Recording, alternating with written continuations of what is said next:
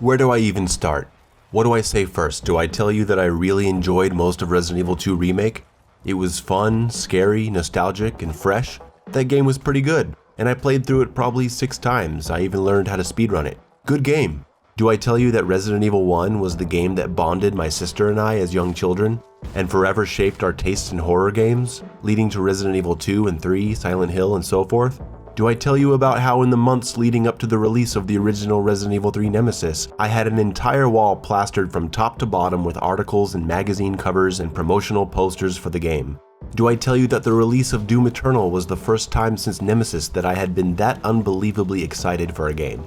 I don't know, maybe all this setup isn't necessary. Ladies and gentlemen, Resident Evil 3 Remake is not good.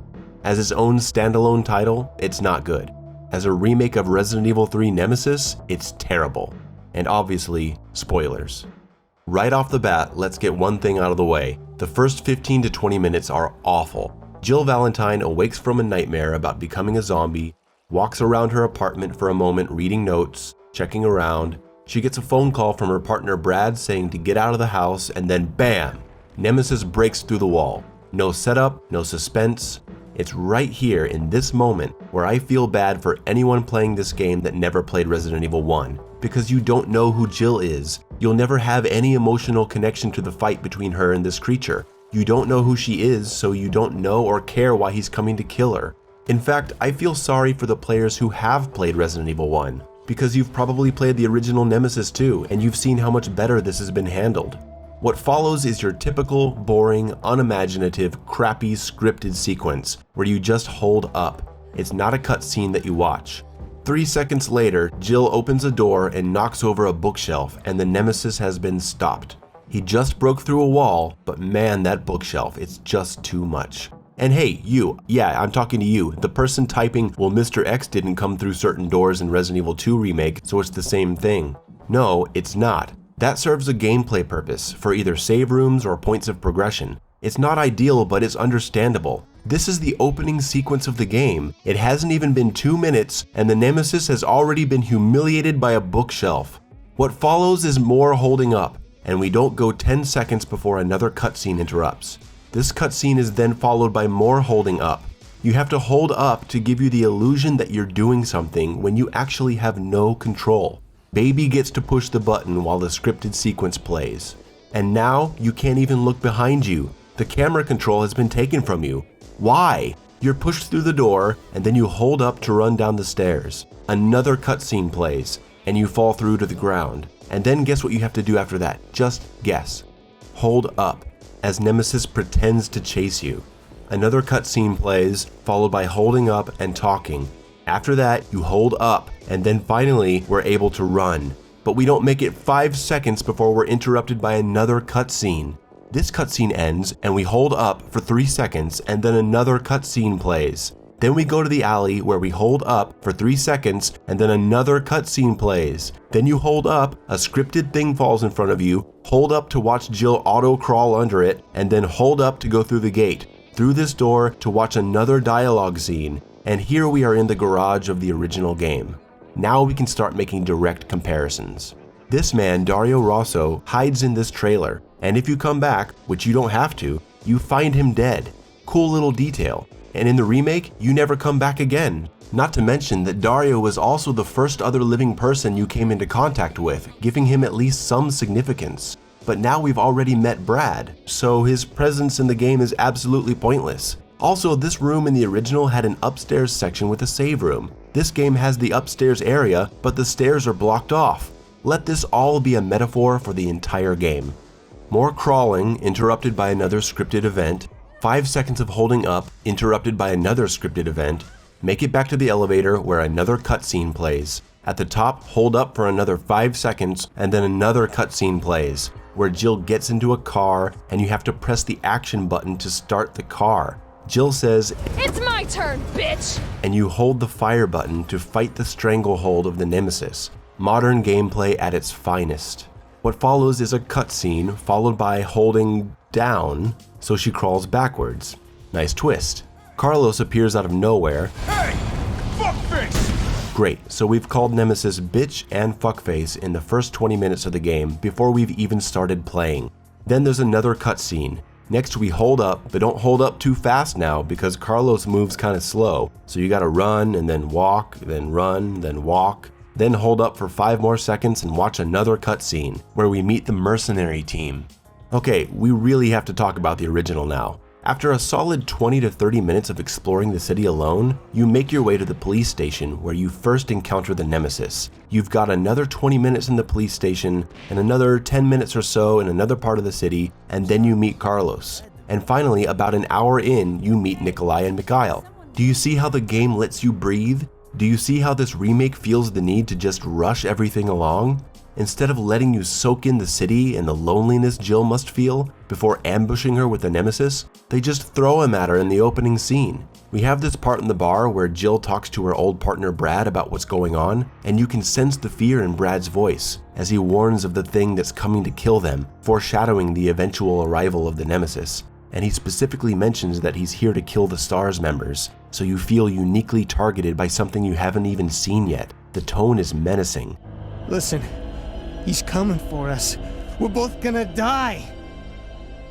What are you saying? You'll see. He's after STARS members. There's no escape. And when you arrive at the RPD, your friend is murdered in front of you by the Nemesis, immediately setting the stakes. And then you have to choose to face him or run for your life. Pretty effective stuff. Or, we could just hold up in a scripted sequence for 5 seconds and stop him with a bookshelf. Whatever you prefer. Quality is subjective, I guess. Brad can just be a guy that says, hey, everything's crazy in this town, right? Oh yeah, that thing that attacked you wants to kill STARS members. Anyway, let's go. How suspenseful. I guess none of this really matters. We've met Carlos and all the mercenaries before the game even starts. After the cutscene, we hold up as Jill slowly walks while talking on her radio to the people she just left. We arrive at the first items in the game, and we cannot pick them up until she stops talking on the radio. What the hell is going on? Substation once you hit the main road. Copy that. Let's do this fast. When we finally get out into the streets, the game actually begins. And it's an impressive sight. The game looks gorgeous, and I guess it kind of feels like a real place. But the sprawling multi-district map of the original game has been scaled down to 2 streets, which I suppose shouldn't surprise us at this point. Back to the original, in the city we have the winding streets, the wooden walkway, the back alley, the residential strip connecting to the bar, the gas station, the burning passage where you have to connect the hose and put out the fire, the entrance to the RPD, the crashed bus, the parking garage, the construction area, the water puzzle, the restaurant with the flooded basement and the Nemesis encounter where you can blow up the kitchen, the pedestrian zone between shops, City Hall, the newspaper office where you meet Carlos, the statue puzzle, the garden area, and finally the subway train. Now let's look at the city of the remake. Street 1, Street 2, donut shop in the middle. Wow. Just take a look at the map of this game's city. I'm not exaggerating when I say it's just 2 streets. And they don't go anywhere. The only thing between them is a walkway with nothing to explore, a forgettable donut shop, and a room full of boxes. Talk about inspiring world design. Here's the original map. Downtown, uptown, lots of little streets and alleys that interconnect with multiple entrances and doors that lead to interesting places. And there's incentive to return to previous areas. It's like it was designed by someone with creativity and ambition. It doesn't just fit nicely into boring rectangles. The developers think it's more important to make references to these areas rather than actually letting you go there. Remember the gas station? Cool, memorable location, right? Well, look, here's a sign that says the name of the gas station. You can see it outside this window. You can't actually go there, but remember it? Aren't you happy that we referenced it? I got excited when I saw you had to put out the fire like in the original, thinking it would lead me to another part of the city. But no, it's just a closed off area with access to one place where you gotta restore the power to go back to Street 2 and solve a puzzle that was made for babies that I got right on my first attempt because they straight up tell you all the answers. You just read left to right and put in the names and numbers like a baby. And it's one of only 2 puzzles in the entire game. The other one is just randomly mashing 3 buttons until you get the right sequence. And now, Nemesis. He's here. He's huge. He's more badass than Mr. X ever was. goes down with a single grenade. What a joke. Shock him and run away. Throw another grenade at him next time. One grenade and he's down. And that, my friends, is the last time you'll ever have a true chase-style encounter with Nemesis. He doesn't appear in the police station, he doesn't appear in the hospital, he doesn't appear in the sewers. It's no wonder they removed his name from the title. He doesn't even use his famous rocket launcher. He has it in one section where you hold up to run away and dodge rockets. And then the scene is over, and you never see the rocket launcher again, his trademark weapon that he chased you with for half the original game and used to take down your rescue helicopter in the epic moment at the clock tower, gone. And I don't understand why. That moment was so important too. You've been playing the game for hours and you finally get a helicopter to come rescue you, and it legitimately feels like you could be leading towards the end of the game, and Nemesis just blows it out of the air and Jill is shocked. It's powerful. This moment has been reduced to nothing, where in the first 10 minutes of the game, Jill goes up the elevator to a random rescue helicopter and it explodes because, I don't know, something?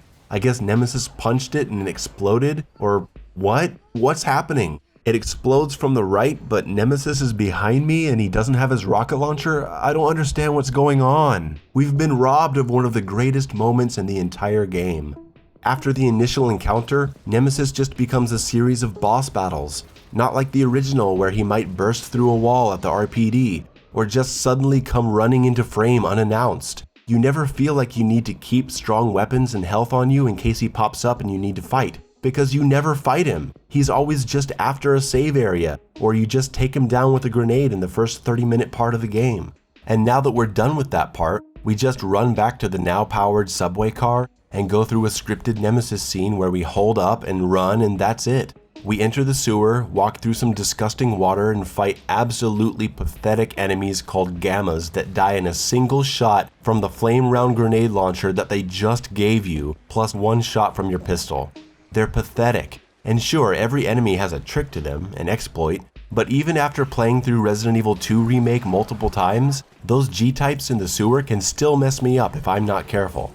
These guys, however, are an embarrassment. Exiting the sewer, Nemesis appears and grabs Jill by the head. He does not break her neck. He tosses her aside like a bad movie villain, and then he points a flamethrower directly at Jill's face and doesn't shoot her. What is he doing? She was right there. It's stupid stuff like this that makes you not fear the Nemesis at all. What follows is one of the worst parts in the game, climbing and running. You know how much I love auto-climbing and scripted environmental interaction. Climbing and running. Hey, look, it's the Nemesis. Let's grenade him. Oh, he's invulnerable to grenades now, because this is scripted. Kill me. Come on, Jill, hurry up, move it. He's right on your tail. The building is collapsing. The fire is gonna consume those awesome black jeans. We gotta go, we gotta stop and read a note. Someone involved with this game put a note here in a section that's supposed to feel urgent. There's a note that I'm supposed to read. And Nemesis isn't even following me anymore because he's not scripted to chase me this far. So I can just take my time and read this note. Then we get a sad fight with Flamethrower Nemesis, where we just run circles around piles of wood and shoot his gas tank. That's it. Then Jill survives a 10-story fall, unscathed, because she's just that awesome. Let's talk about Jill. Some of you may be familiar with a little video I made last year called This Is Not Jill Valentine, in which I complained that Jill is no longer the object of my teenage fantasies. Oh wait, no, that's not what I did at all. I did mention the change to her face and clothes. She's still very pretty, totally. In game she looks much better than in the promotional stills. She just doesn't have so much the soft cuteness of the original, but she looks good. What I really said was that the hardening of her facial features combined with the blandening of her outfit were signals that they were going to change her personality from cute but resourceful go-getter who has a deep empathy for others but will totally kick your ass if she has to a one-dimensional hard ass that takes no crap. Jill Valentine is an established character, and her outward appearance is a reflection of her inward personality, because that's how video game and comic book characters work. Wolverine is scrappy and unshaven with a grimace on his face because it visually communicates his rough and tough attitude with a single image. If Wolverine looked like Cyclops but still acted like Wolverine, it would be weird. And by the way, I don't like what happened to Jill in Resident Evil 5 either. I know she was possessed or whatever, but having her do backflips off a motorcycle doesn't make sense with the character we met in the original games. But that game can't be taken seriously anyway, and what they did to Chris is even worse. So this isn't just about Jill, and it's definitely not about changing a girl to show less skin. It's about character, and this version of Jill is meh. She's just kind of there, stoic, tough. She has a couple moments of levity later on with Carlos, and that's nice to see, but she's generally boring and unsympathetic, telling Nemesis to suck it. Suck it! She's so serious she sleeps in jeans. I don't know any girl that sleeps in jeans. I don't know any guy that sleeps in jeans. And there's so much forced badassery. Take the fucking hit! Felt that, did you? How about some more? You think I don't know how to fuck you up? They basically took Jill and gave her the Lara Croft treatment. Say whatever you want about unrealistic proportions and objectification, but at least the old Lara had a memorable personality and actually looked like someone's artistic design, instead of generic tank top and jeans girl, just like Jill. I'm sure this trend will continue. And I don't care about the pre-order bonus to put her in the original outfit. That's not the point. This isn't Jill. Appearances aren't everything. It's about performance and writing. Putting the original outfit on this girl doesn't make her Jill, any more than putting it on Carlos makes him Jill. This isn't Alessa Gillespie, this isn't Jean-Luc Picard, and this isn't Jill Valentine. And let this be the final piece of evidence. To all of you who thought I was overreacting by saying the aesthetic changes to Jill should be taken as warning that they were going to turn her into a stupid all-powerful badass, what the hell is this? If Carlos had lifted this thing, it would have been ridiculous. But Jill? No sir, this is absurd. Let it be written, let it be known, now and forever, this is the worst version of Jill Valentine. But it's not all bad. I like some things. It's pretty. I like how the shotgun is a consistent head explode. Jill runs cool with her pistol to the side like that. I like this little area here in front of the donut shop. I love the moment where Marvin gets bit in front of the police station. The police station? Right, the police station. Another squandered opportunity. Jill's return to the RPD in the original felt very quaint, seeing the STARS member there in her office. But what made her trip to the RPD special, I wonder? Could it have been that Nemesis just bursts right through the freaking window and you totally freak out? Oh my god, he has a rocket launcher. You get blasted in the face. You run for the exit and escape to the West office. All safe. Whew. Wait, what was that sound? Oh my god, he can open doors? Get me out of here! It was a totally different spin on the same exact location from the second game. Awesome. Instead of all that, Carlos just shoots zombies, goes upstairs, and that's it. That's it. Here's a part that really pissed me off. The biggest missed opportunity in any game ever. So in the Resident Evil 2 remake, you have to get a valve to turn off the steam in the locker room. And when you go in, there's a big hole in the wall. A Nemesis-sized hole. Everyone and their mother was thinking, oh man, Resident Evil 3 takes place the day before this. Jill has already been through here, getting chased by the Nemesis. Nemesis broke through this wall. Whoa. It was chilling standing there in the aftermath of the destruction left by the Nemesis as he pursued our favorite heroine, Jill Valentine, just hours before these events. And the mind was left to wonder what a Resident Evil 3 remake could be. So imagine my disappointment as I walked into the locker room to find the standing wall with a bundle of C4 explosives on it. And I thought, oh, you just blow it up. Great. But it needed a battery, so I grabbed the C4 and went looking for it. I found the battery in the storage room and hustled back upstairs to blow up the wall. Approaching the door, I noticed the checkpoint save in the upper left corner, and that's when it hit me. Oh my god. I know what's gonna happen. This is gonna be absolutely genius. I'm gonna walk into the locker room expecting to use the C4, walk towards the wall, and Nemesis is gonna burst right through it. Yes! But he didn't. That didn't happen. Carlos just blew up the wall and shot more zombies. Do you know how awesome that would have been? A total subversion of expectations in the best way possible. A total fake-out surprise. I literally can't believe this didn't occur to them. What a missed opportunity. Those are the kinds of moments that this game is severely lacking. The game doesn't give us anything to remember. They just think throwing more action in our face is gonna make us like it more. Carlos's sections are more action-focused, but it doesn't feel fun in the engine or something. I can't quite put my finger on it. But the action just doesn't have that kind of impact. The camera certainly doesn't help. Is this a good camera angle for fighting a horde of zombies? Is this a good camera angle for being surrounded by wildly swinging hunters?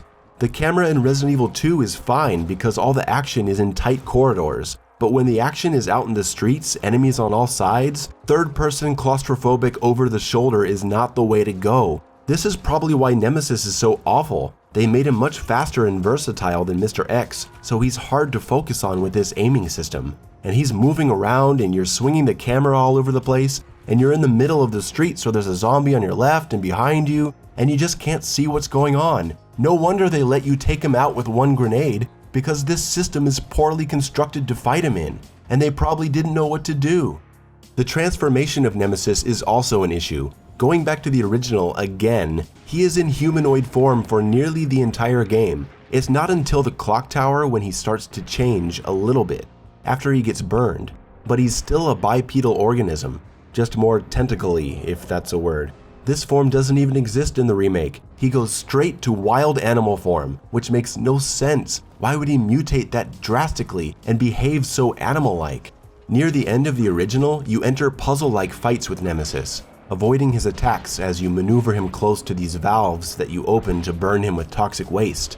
It was kinda cool and different. Then, because of the toxic waste, he goes through a massive mutation, but it's all screwed up. He comes out of it this giant mangled monstrosity, slow and clumsy, spitting acid, and again there's a puzzle element to the final fight. You have to push in these batteries to activate a laser cannon, but you have to lure the Nemesis into the line of fire or you'll miss the shot.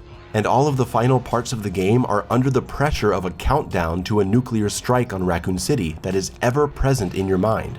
You know, the nuclear strike that they just casually mention near the end of the remake like they forgot. No countdown, no sense of urgency. The game just ends and they're like, oh yeah, remember the nuclear missile?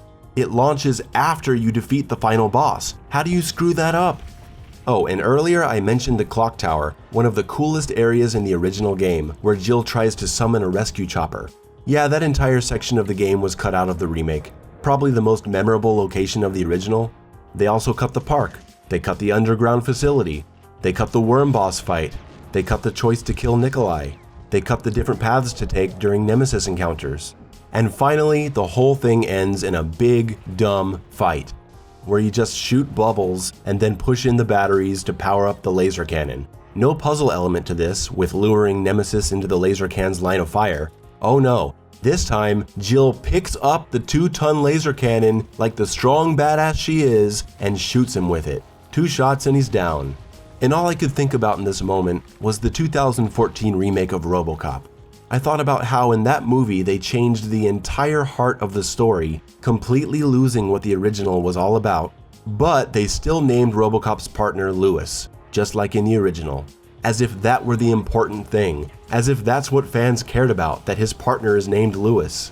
The final fight in the original Resident Evil 3 Nemesis is not cool because of the batteries and the laser cannon. It's cool because you have to sync them up with the movements of Nemesis, under the pressure of an imminent nuclear strike. It's the mechanics of the fight and the context that make it good. The batteries and the laser cannon are just the icing on the cake, and what we have here in Resident Evil 3 Remake is all icing and no cake. I don't know how much more I can say. I don't really want to say anymore. I just want to forget it. Okay guys, it never happened. Resident Evil 3 was never remade. I never made this review. You never saw it. Though you did hit the like and subscribe button and ring the bell and follow me on Twitter and check out my Patreon and tell all your friends about this review that I didn't make. That stuff did happen. Thank you. I bid you adieu.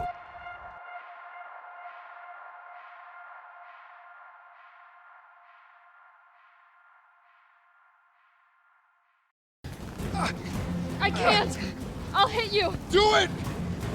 You have to! There's no other way. Take...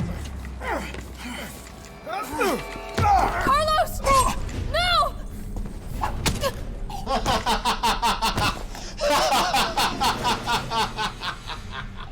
No!